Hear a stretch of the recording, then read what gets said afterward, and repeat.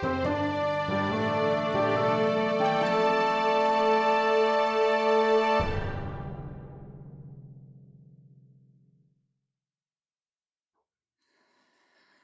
to the questions.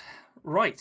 So, Justin, this is always one of our sort of favourite bits, really, because we get to pry into your mind a little bit. So, poke the brain, see what comes out. Watch out. Yeah, definitely. So I'll ask the first one, which is for those keeping track, it's still early as fuck in Australia. Oh yeah, it's ridiculous o'clock for Justin still. Yes, it's gone on 6 a.m. now, so we're all right. This is a relatively normal time. This would be a reasonable time to be waking up rather than recording a podcast with people across the world. What's the first book you remember reading and enjoying?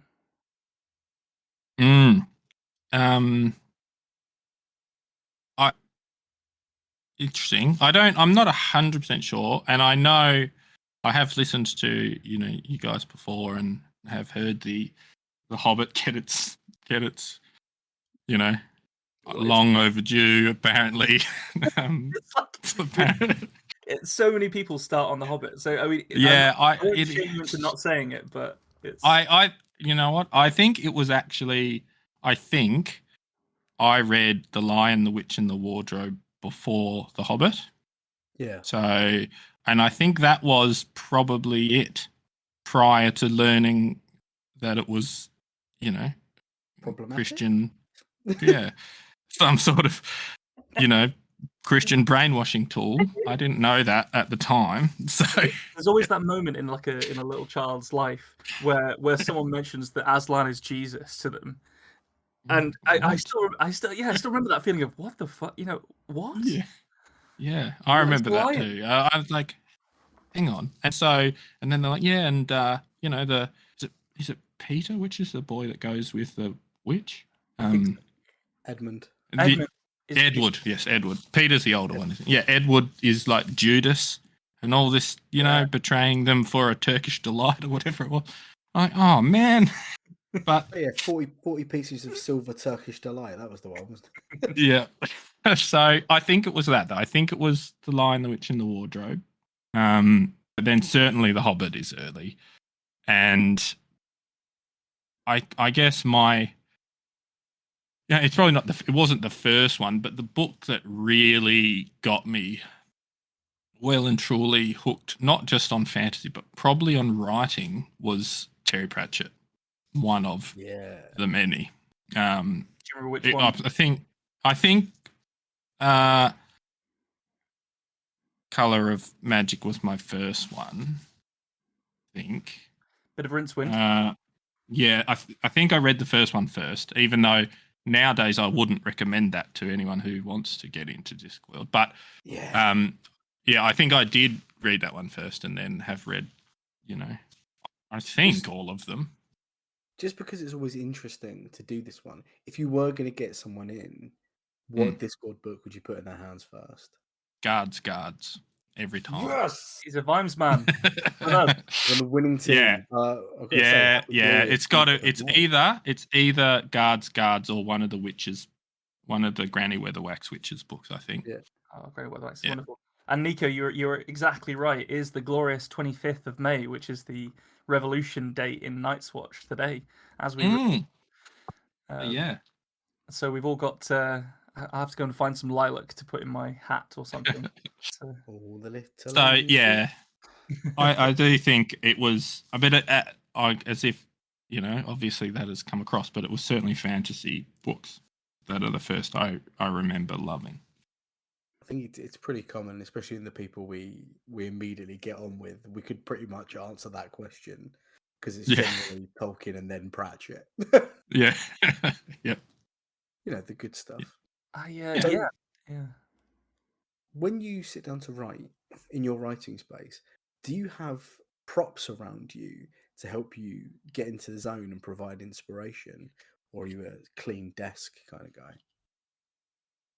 No, I don't really have props around. I think it's because, like most authors, I've, to have full-time job and kids, and all that stuff. And so for a long time, writing for me has been very like piecemeal. I'll just do it when I can.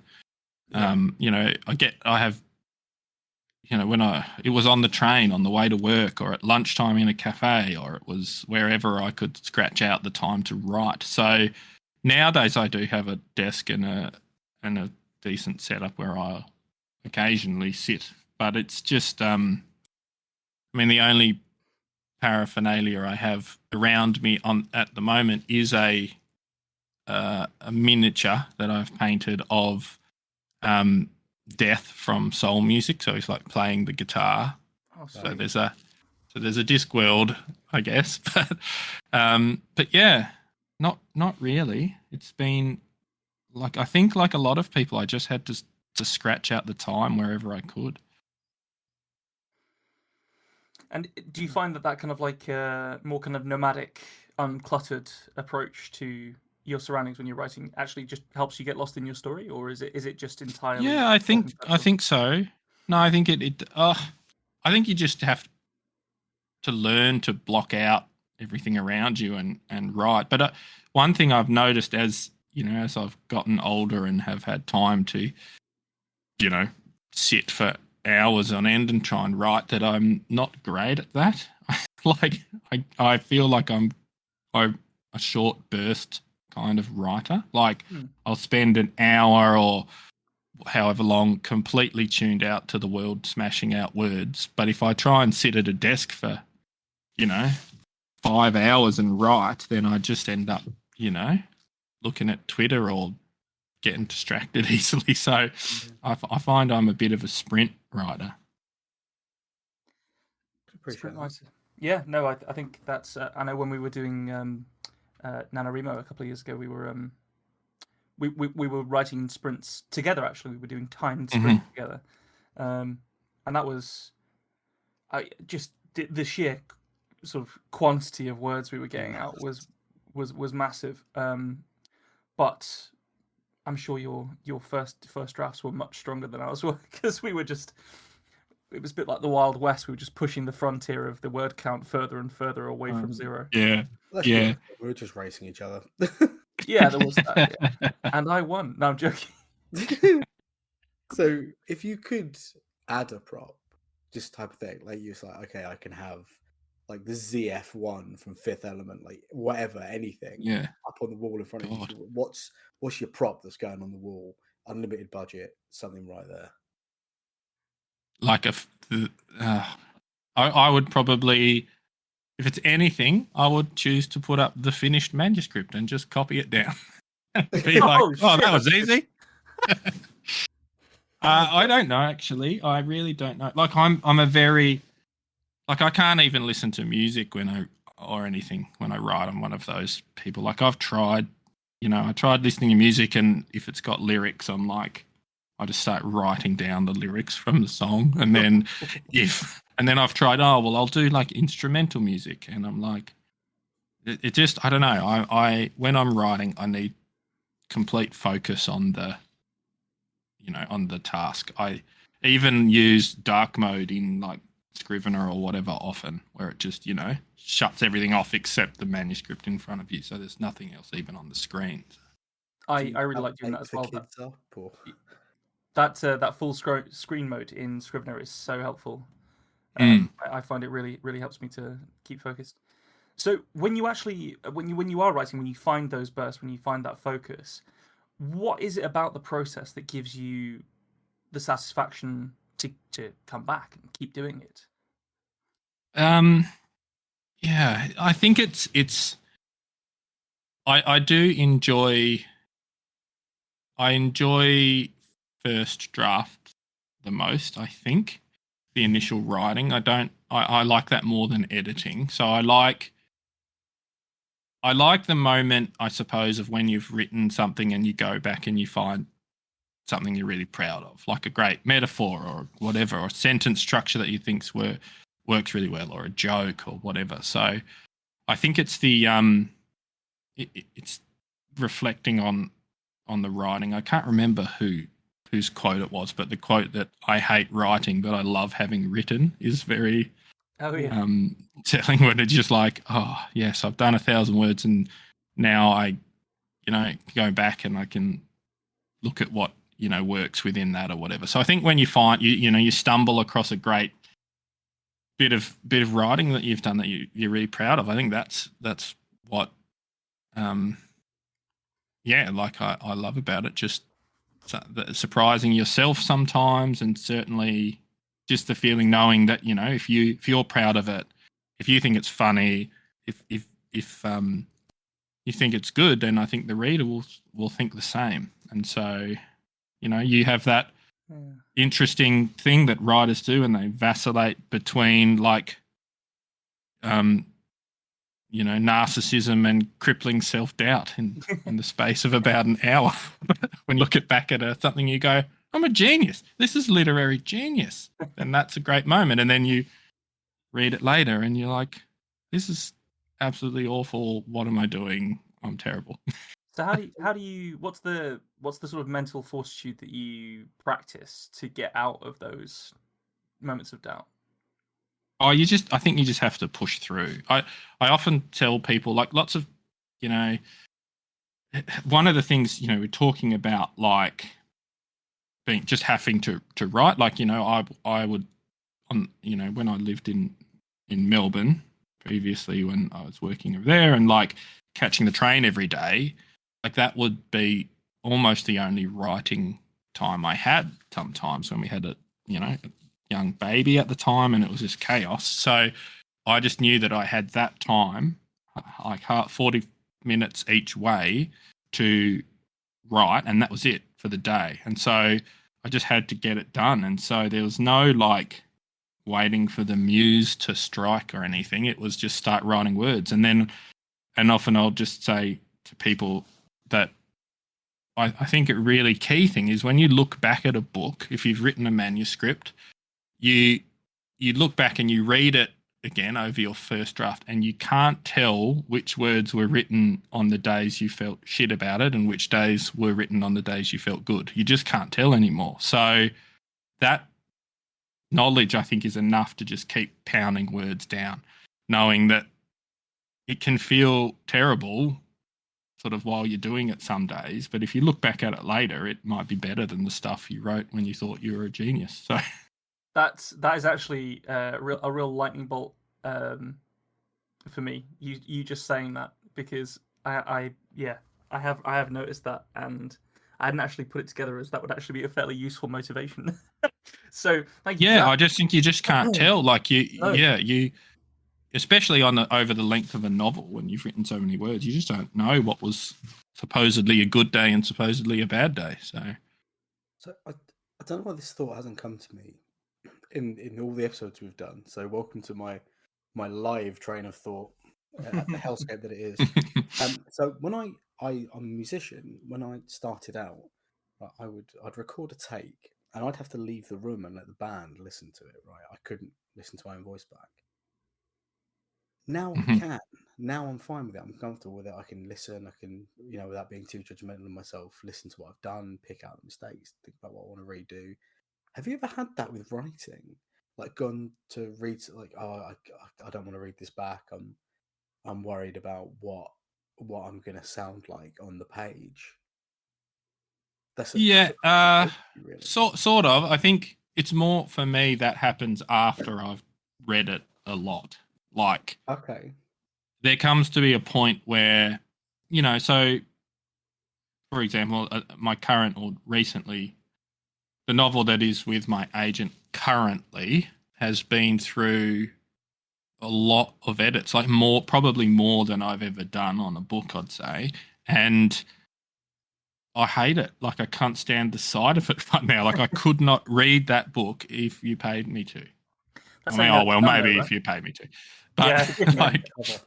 But I just feel like you get there and you're just like, I've read this book so many times, to the point where now, if I made more edits, I would have no idea if they were making it better or worse.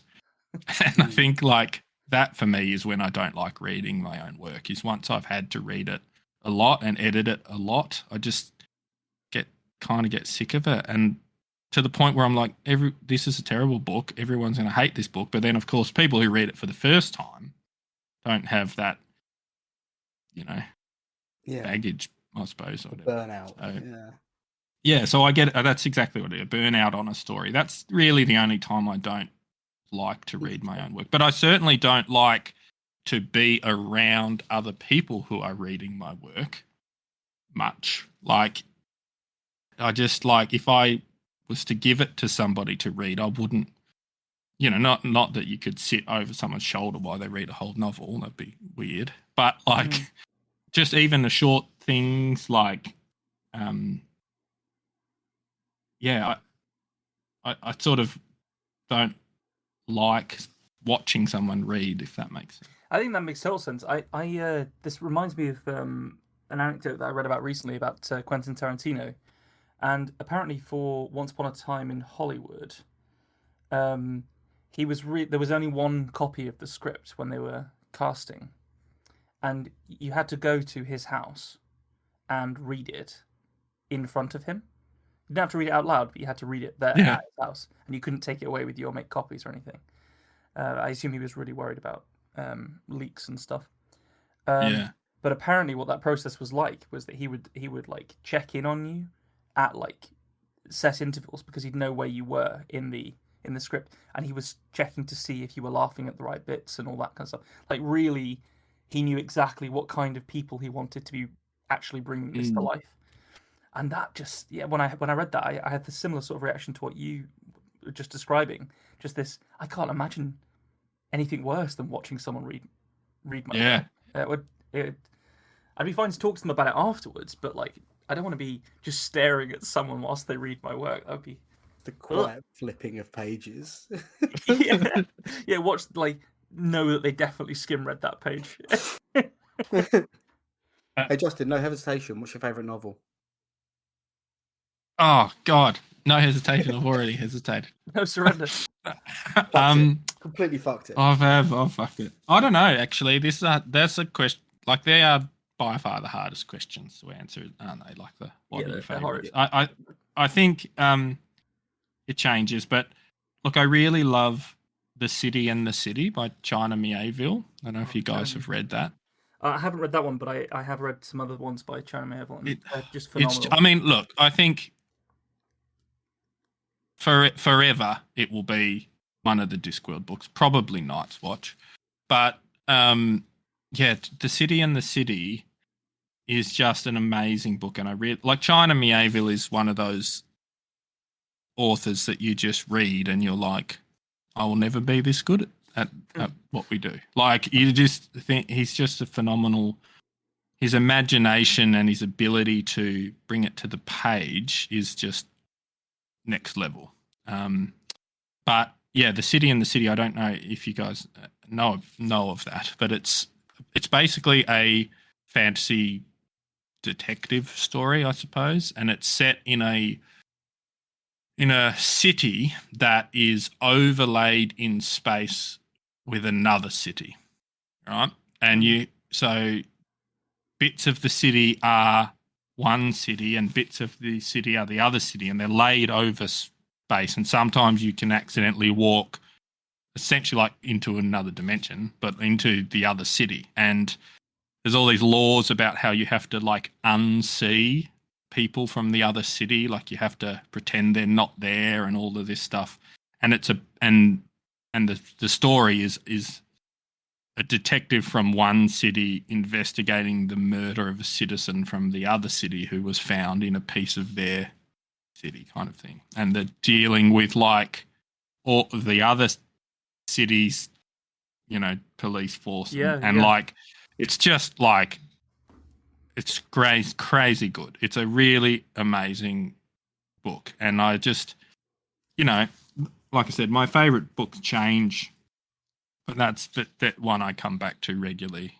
Yeah, I think it's a good insight, because that man's work is incredibly imaginative, and I think just from that even short synopsis of the tone and the content, that's just a killer concept, that, isn't it? That's Yeah. Oh yeah, it's so, and I'm certainly am not doing it justice. Like, but it is, yeah, it's very clever, and yeah, I just really enjoyed that book. Hmm. So I'm interested to know because you mentioned that you sort of lived and worked in Melbourne for a bit, but you're currently based in Tasmania. What's the sort of the writing identity, the sort of authorial identity of Australia, and is it different Mm. in Tasmania to how it is in Melbourne? Yeah, that's an interesting one. I think the there's a lot. I suppose Tasmania is very lots of the I guess lots of the writing that comes out of Tasmania is very environmentally focused Mm. because that's a big part of this place. And like Richard Flanagan is probably Tasmania's most famous author. He has won the Booker and things like that, and he writes a lot about Tasmanian wilderness and like like environmental issues and but historical fiction a lot of the time. But so it's quite literary, I think, in a way, and in terms of the split between literary and genre. Yeah. The genre fiction scene, at least in Tasmania, isn't huge, and across Australia, it's not either. I mean, there is a very strong Australian science fiction fantasy community, but lots of the most famous Australian work is, it's literary fiction about living with depression in a surfing town or some bullshit like that, right? So it's not fun stuff. It's Yeah. it's that's just what it's like in Australia, I suppose. But there are a lot of big movement, I think, in the science fiction community, at least, is climate fiction, because Australia is going to be very heavily affected by climate change, and that's a very sort of in the zeitgeist of the science fiction community, I think. So there's a lot of sort of climate or cli-fi, I suppose as they call it. Cli-fi, I like that. Yeah. So, but my first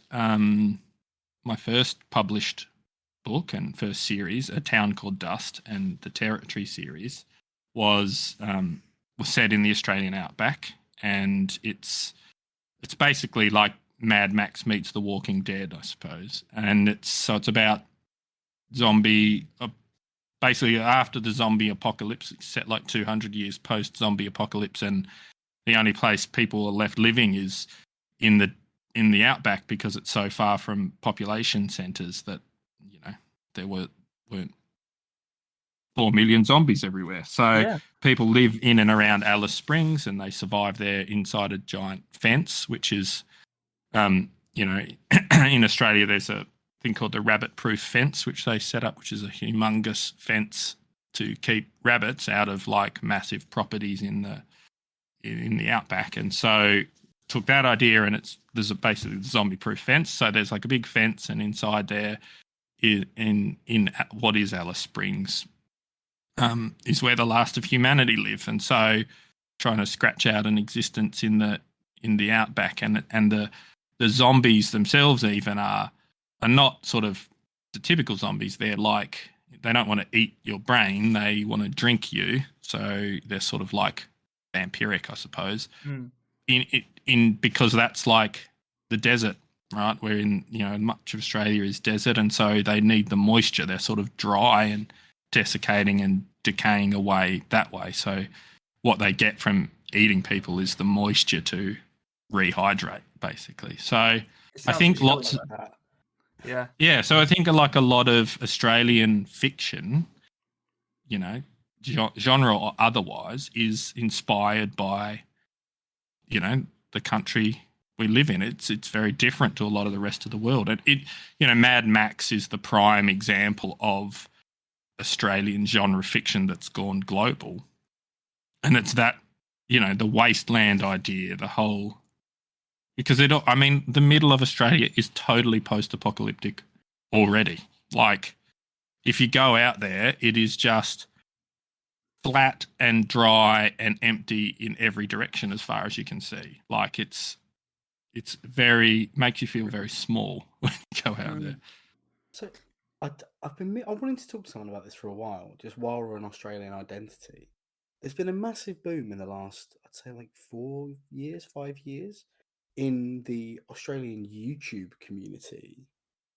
Like huge numbers of channels from Australia that are really getting traction and kind of taking over the YouTube zeitgeist. Is there like a cultural movement towards that, or Well, is this it's just because Australia only got the internet 4 years ago. So, no, it's I don't know really. I haven't. I think I'm not sure. I think joke about that, but it is easier now to go global, I suppose. yeah? And Australia is super isolated. Like we're a long way from anywhere. So there's a lot of Australian content, books, TV, movies, whatever it is, has never gone outside of Australia. It's super popular in Australia, but has never gone international. And I think part of that is that it's difficult to break out globally from Australia, but also that there's something uniquely Australian about a lot of it. Yeah. Yeah. No, it's an interesting thing. I have thought about it before, about so like take my first series for example. It was traditionally published by an imprint of Pan Macmillan here in Australia, and it did okay. Like it's not a huge bestseller or anything, but it's done reasonably in Australia and not a lot outside of Australia. And I think maybe it's too Australian. I don't know, but I mean, just to bring it back to Mad Max for a moment. Do you have a preference between Mel Gibson and Tom Hardy as your Max? Oh well, I mean, I think like anti-Semitism aside, I suppose. It's always worrisome when you have to qualify like yeah, that, like isn't it? if we separate the artist from the art for a moment, like I think Mel Gibson's always going to be Mad Max, right? He is Mad Max. He was the first one, but I think Tom Hardy was great. I do think they should have got an Australian, like a lot of people in Australia. They think, like, Australian actor should have played him, but it was great. Like I love Fury Road. I thought it was an awesome movie, and it's not. It was not even about Max, right? Really, no, it's Furiosa's movie. Yeah. So, but it's like that. Yeah, that movie is great, and I mean I just love that they made it the same way they made the first one. There's just no CGI. It's just like let's blow up cars and flip over cars and do crazy shit in the desert. Like incredible, awesome. doesn't it? Yeah, it looks absolutely incredible. I just love the story that when they were making it, and like Tom Hardy and I'm totally blanking. Charlize Theron, had no idea. They were really worried about the film. They thought it was a disaster. Had no idea. And George Miller was like, "Oh, I'll just no script. We'll just do these things and we'll bring it together." And they're like, "This is going to be a disaster." And then they watched it and they walked out of the theater for the first time and were like, "Oh my god! Like he knew what he was doing the whole time. Like it's genius." One of my favorite tales from the making of that movie is the big war rig with all the speakers on it and the guy playing the guitar. So the flaming guitar guy. Soundtrack for the movie. Really? Yeah. Oh, that's amazing. When he was writing the music, he was like, so like with this piece, I feel like it has to be diegetic. Like this is a war march, so the drums need to be happening and this riff needs to happen kind of in real time. And Miller was like, yeah, I guess we've got to find someone who is going to be willing to be hooked up to a truck. And he was like, no, I'm saying I'm going to play this, but it needs to be done in real time. So attach me to a truck. That's awesome. And he was like, I don't think this will work unless you give me a flamethrower and tie him to the back of a lorry and drive me around the desert. So you don't get my riff unless. But yeah, like it seems like so much of it. Oh, there's sorry, spoilers for Fury Road, guys. You know the war rig flips at the end. Mm. and roles. They said, "Oh, wouldn't it be great to actually do that practically?" And this mad old stunt driver was like, "Yeah, I'll do it. You're only going to get one take at it because it's going to ruin the lorry, but I'll do it. Just That's so make good. sure you got the lens cap off." And just then proceeded to perfectly flip a lorry so that it slid into shot how they wanted. And like the production of that movie sounds like it was wild. Yeah. Just a bunch of absolute loose cannons. Just cool. Yeah. You just blow stuff up. That sounds great. And I think it really is like he just made that movie the way he made the first one, which was like, I'm gonna take cars out in the desert and flip them over and blow them up and do crazy shit. Happens, like it's awesome. So, But yeah, I think it is interesting. Like, sorry to interrupt, but like the just I'm just thinking like prior to recently and even now, like if you ask Americans particularly, I think the UK gets exposed to more Australian content. Yeah. Just for I suppose the nature of the relationship between the two countries or whatever, and culturally, there's more. It is fucking neighbours, so let's move on. But like, you get more Australian stuff. But in the US, until very recently, it was like Crocodile Dundee and Mad Max was the entirety of the media, that books, movies, TV, anything that Americans would know were Australian, So yeah, that's sort of quite a almost like 90s point of view, that, isn't it? It's yeah, and I think it's changing now slowly, but it is interesting. I was waxing lyrical about a children's show, an Australian children's show that I watched as a kid called I think it was called Around the Twist, was it? The one in the lighthouse. Classic. Paul Jennings. Yeah. Yes. So Paul Jennings was like an Australian author, children's author actually, and they made Round the Twist. Yeah. Oh, so all of those stories in that show are his short stories from his collections. That's really so cool. like, he actually, there you go. Paul Jennings is an early one for me too when we talk about early readers. But yes, so I think that, and I mean now Bluey, that's the big Australian export at the moment. No, I heard like a family talking about this the other day. I thought they were talking about like a sexual act one of them had done, and I wasn't sure why they were talking about it to the children. No, like, so Bluey is like a kids show. It's about dogs, and it's like a family of dogs, and it's I suppose primarily aimed at early primary school, preschool kids, but it's probably the best TV show ever made. Just gonna throw it out there. Like, it is just phenomenal. I've had kids of the right age to watch it, and I will sit and watch it with them. Like, it is just so good because the parents in that show act like parents and have all of these like issues or like, there's a great episode with the dad taking the kids to the pool, and they get there and they're like, Dad, we need to put our sunscreen on. And he's like, oh shit, I forgot the sunscreen. I forgot the towels. I forgot like it's just this, and you're like, oh my God, like this is just great. But then, the dad like plays with the kids in a really wholesome way, and it's just, as a parent even watching it, you're like, man, this is so great. Like, it sounds chill. It doesn't surprise me that it's done so well internationally. I mean, I sort of hesitate to bring it up because we've spoken about movies and TV quite a lot, but I also specifically about Tasmania. I also recently watched The Nightingale, which is the other end of the spectrum entirely from the kids show Australian movie thing. Have you encountered that? No, I haven't. It's set in Tasmania, but sort of when it was called Van Diemen's Land with okay, and stuff. And it is just it's R-rated or 18 or whatever rating system you have over there.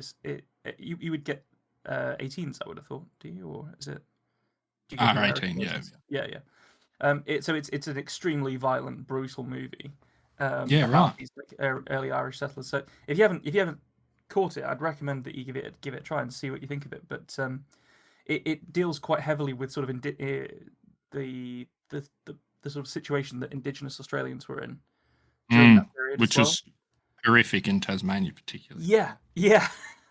It was really quite moving and chilling at the same time. But anyway, I think that's probably quite enough movies, at least for now. Yeah, we've talked about movies a lot. Right, so come on then. Right, I'm going to move it on. What is the least enjoyable trope of fiction? The least enjoyable trope.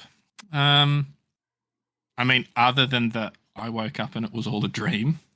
Like dream sequences. That can be the one, because that is a piece. Yeah, of it's shit awful. And you know what? Actually, dream sequences. Full stop. I'm going to be. Maybe that's controversial, but like in fiction, like in books, when someone is dreaming, I just don't like that. I don't know why. I don't enjoy the dream sequence at all, I think. And a lot of the time, there's someone having a like dream and then they're remembering it the next chapter. Well, I don't remember my dreams. Like nobody really remembers their dreams that well enough to describe in, intricate detail how it affects the plot of a book. I just don't. Yeah, dream sequences. That's it. I'm gonna say that for me. Have you? I mean, I'm happy to spoil books that use this shit here plot device. So, has there ever been one that's had a like waking up from a dream or that kind of thing for you that made you go, "Do you know what? I fucking hate this."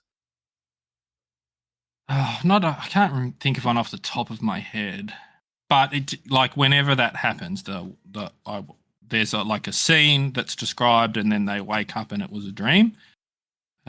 Just like, yeah, I just don't enjoy it. Do you feel something about prophetic vision?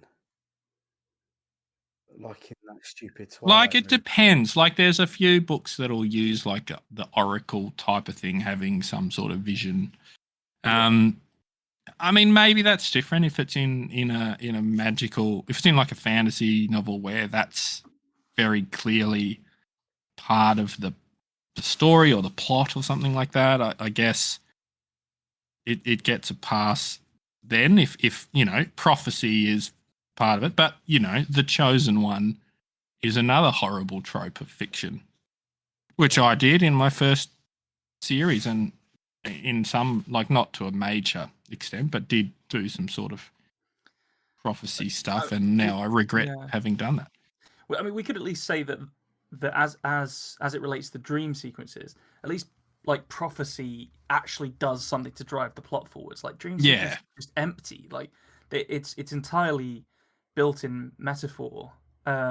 In order to, I fully agree with the dream sequences one, and I think that's definitely it in that respect. Sorry, where you're like thinking when there's a dream sequence to tell us exposition or something, or how a character is feeling about something because they had a dream about that person or whatever, then that's lazy. That, to me, I find that lazy. Fully agree. We've never asked each other this question, Ben. I'm realizing. Which one? The trope thing. Oh yeah. But the dream sequence reminder. Have you guys read the saga of Darren Shan books, the vampire stories? I actually almost brought that up whilst we were discussing this just now. Just because I'm going to spoil it. It's old, and the end of the last book. It's the last chapter. There's maybe 12 pages left of the book, of a 12-book series. The main character gets teleported back in time into a different body and prevents the entire book series from happening. Yeah. Basically turning most of 12 books into a dream sequence. It's pretty weak sauce. I was furious. So I remember being a kid and reading those and actually not minding that bit. But on reflection, after actually being exposed to real storytelling, it's pretty horrendous to do that to your readership after 12 books, I think. Yeah, probably it didn't help that I'd read the first 3 as a kid, and then when I was 20, went back and read the 12 books. That might have. You reread them and they don't hold up. It's not worth. Well, the thing is, the first ones, they're really good fun. They're good teen lit, really good Yeah, YA yeah. fiction. I But I think was like fully I like immersed in the opposite, where that sort of just made me think of Ender's Game, where it. Mm. it's the opposite almost. He's like thinks he's playing a game, or Yeah. doing a simulation, but he's actually like that's like like the opposite works super well, because the whole point is he feels betrayed that he's been doing something in real life when he thought it was a dream, essentially. Yeah, you're totally right, and it does work. Whereas this is just, that was just horrendous. So I think it's probably time for Nico's favorite question. Nico's favorite question. Nico's favorite question. Right. If you could adapt a book into any other medium, got an unlimited budget, what book would you pick? What medium are you putting it into, and why?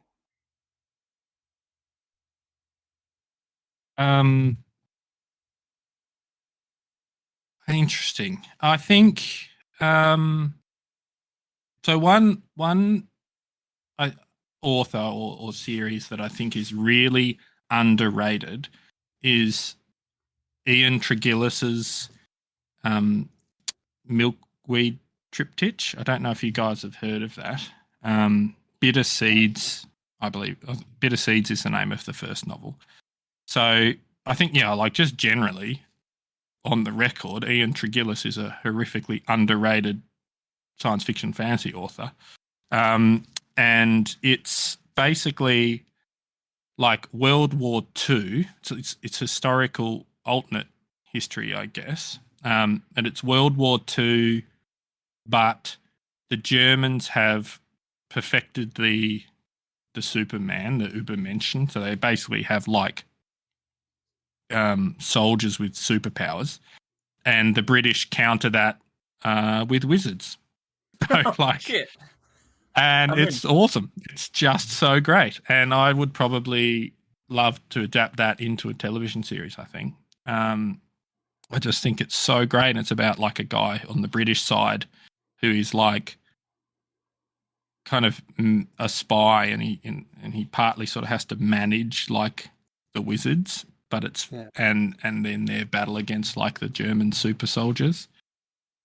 It's really great. It's so good. And he's written another series after that. The Mechanical is the name of the first one, which is basically it's set early 20th century. I think it is late 19th, early 20th century. But Holland, or the Dutch, are the world superpower because in the early 1800s they invented automatons, basically like clockwork men and clockwork people who have and a lot of that's about whether they're really sentient and they're sort of alive and stuff like that, which is really cool as well. Does it have quite a lot of sort of meditations on empire and sort of post-colonial kind of way? Because I know that they were themselves fairly brutal, weren't they, as colonizers? And definitely. So, and a lot of it's set sort of in Canada and French, and with the French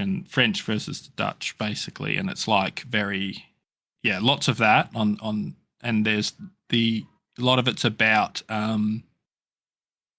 the standing up to the superpower of the Dutch, and trying to hold back the tide of this empire and stuff that have these clockwork. It's sort of steampunk androids that are sentient, and a lot of it's about how they're controlled, and that they have like feel basically when you give them an order, they feel immense pain until they carry it out, essentially. And like it's just really it's very good. And but yeah, I particularly like Bitter Seeds, and that like just World War II supermen versus wizards is just such a great high concept, and he pulls it off really well. Right, Jeffy B, we know you listen, Bezos. He's always checking in with the podcast. Give this man some money. Yeah. Come on. Yeah. Space all the time now. Yeah, our podcast is the only one available in space. That's true. Tin. That's true. Yeah, we beam it directly to small enough to take to space. Put in your pocket. Oh, fantastic! Well, I'm definitely going to be adding some Trigillus to my extremely long read list. Yeah, Um, do. but He's very good. that all sounds fantastic. But onto you and yours. Mm. Where should our audience and generally people start reading your work? Which book would you point them to, or even short story would you point them to? Well, outside of Warhammer 40,000, if you are a Warhammer fan, then Catachan Devil is my 40k novel. But yeah, I would probably recommend Shakedowners as somewhere to start with my work. I think prior to the Shakedowners series, I have had another series published that A Town Called Dust, which talked about the Mad Max meets the Walking Dead thing, which is more probably skews a bit more young adult. So if you're looking for young adult reads or for younger people, I mean, adults certainly can read it and enjoy it too. But I wrote that series, and then when I wrote Shakedowners, I sort of had this revelation of like, oh, this is what I'm supposed to be writing, like this, like leaning more heavily into the comedic side, I guess. That's so cool, But man, that you had that feeling. That's really fun. Nice one. yeah, I think that it was just like this is what I was supposed to be writing all along, sort of thing. But yeah, Shakedowners I think is the go-to for my work at the moment. Yeah. And in order for people to sort of follow you about online and figure out more about what you've got coming up and what you've done in the past, where should they go? So my website is justinwoolley.com. There's links to all my books there, links to a newsletter to join if you'd like to find out about sort of what I've got coming out, in the future. And other than that, I'm on Twitter at Wools, that's WOOLZ, and on Instagram, Woolley's World is my Instagram handle. And I'm, not as active, I guess, as I used to be on social media, but still am reasonably. Fantastic. Well, it's been brilliant having you here. It really has. It's such an insight. It's such a different point of view. It's been great. Oh, great. Thank you very much for having me. I hope I haven't rambled on too much about Australian movies.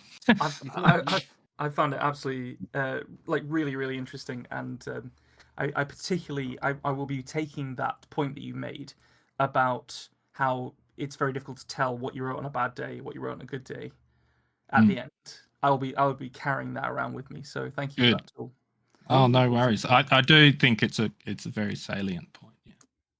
You've been lovely, but I'm still not coming to Australia in case a spider bites my bum while I'm doing a poo. You can just go to Tasmania, man. Go to Hobart. Yeah, we only have like the third most venomous snake in the world in Tasmania. Ben, I'm not going to Tasmania in case Justin bites my bum while I'm doing a poo. What? You would be so lucky. I'll pay extra. Fantastic. Well, we'll definitely try and speak to you again soon. Maybe at a more convenient time for you. But thank you again for all your time. Yes. And no worries. Thanks very much, guys. It's been heaps of fun. All right. Until next time, then. Thanks for joining us for this episode of The Tiny Bookcase. Remember to subscribe, otherwise you're going to miss out on the future fun. Also, tell a friend. If you like this episode, link them to it. We'd be tremendously grateful. You can follow us on Twitter at BookcaseTiny, Facebook at The Tiny Bookcase, and Instagram at BookcaseTiny for updates. Speaking of supporting the podcast, well, magic can only take one so far. The Tiny Bookcase is supported by the generosity of its patrons. Those kind souls have really kept my belly full the last year. Let's cast a spell for them, shall we? For magnificent beardery, let's cast the Chinicus folliculale spell on Gary Laird. For rich ginger tones on the scalp, let us cast the Orangi Hedondo spell for Scott Byrne. And for general fabulousness, why not the Ooh La La How's Your Mother spell on Matthew McLaren?